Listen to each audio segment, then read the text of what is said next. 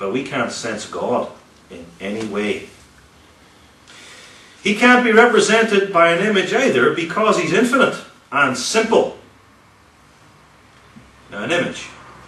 Let's say we had something sitting on this table. It's finite. It has a certain height and dimension. It's limited. It's circumscribed. It starts here, but isn't here. Right? Well, God, by contrast, is infinite, unlimited, and uncircumscribed. So what can that tell us about God? Nothing but lies. An image must be in a certain place. It can't be in two places at the one time. Well, Jehovah not only can't be in two places at one time, but he's everywhere, dwelling in himself. Or to speak more properly, God really isn't in a place at all, because place pertains to creature.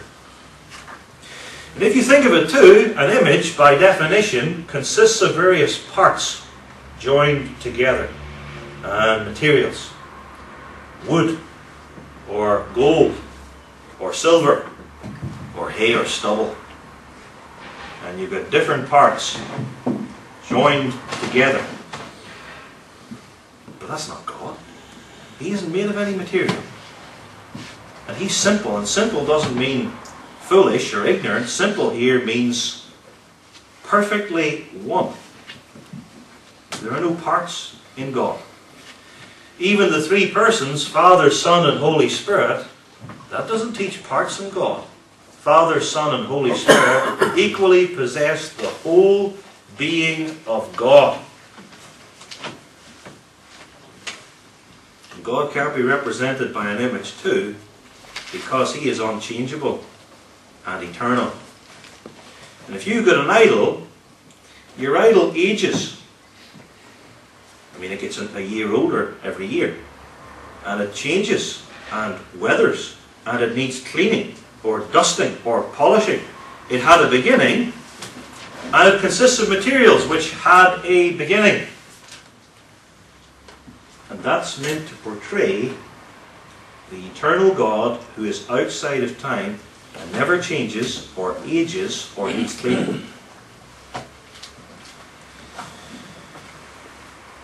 So now you see why God cannot be represented by an image.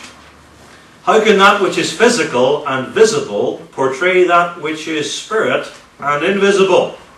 Or that which is finite and consists of parts represent the infinite God who is simple? Or that which is changeable and temporal portray the unchangeable and eternal God? This is what Isaiah is driving at in chapter 40 on the incomparable Jehovah. To whom then will ye liken God? Or what likeness will ye compare him? And in the next few verses it goes on to excoriate images and image makers. If you understood who God was, you wouldn't be so foolish as to engage in this activity. And so since God cannot be represented by an image,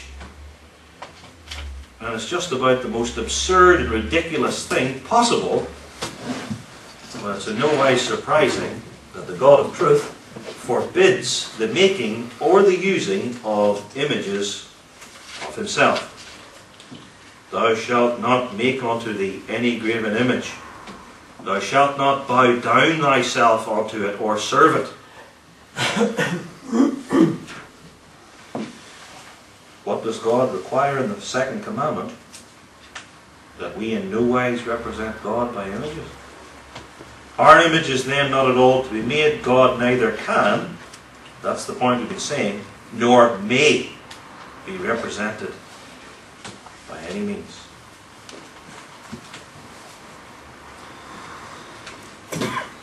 If we turn to Deuteronomy chapter 4, we shall notice the great care God took, so to speak, at Mount Sinai. Deuteronomy 4, verse 12.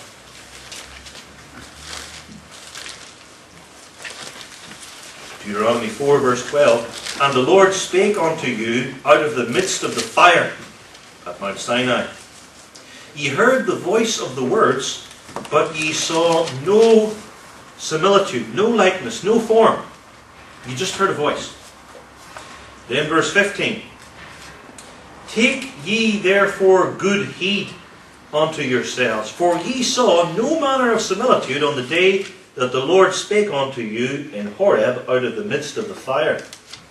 Take good heed to this. Notice you didn't see any similitude or any likeness or any image of God, nothing like that, lest you corrupt yourselves and make you a graven image, the similitude or likeness of any figure, the likeness of male or female.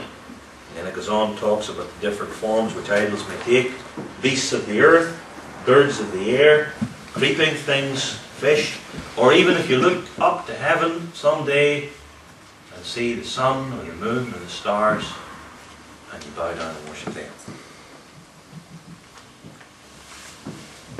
And you say, well, that sounds a bit strange, because that passage mentions fire and an earthquake, and there was lightning and there was a cloud and there was smoke. Was that not an image of God? Was that not some sort of a similitude of the Almighty? No, those weren't images of God.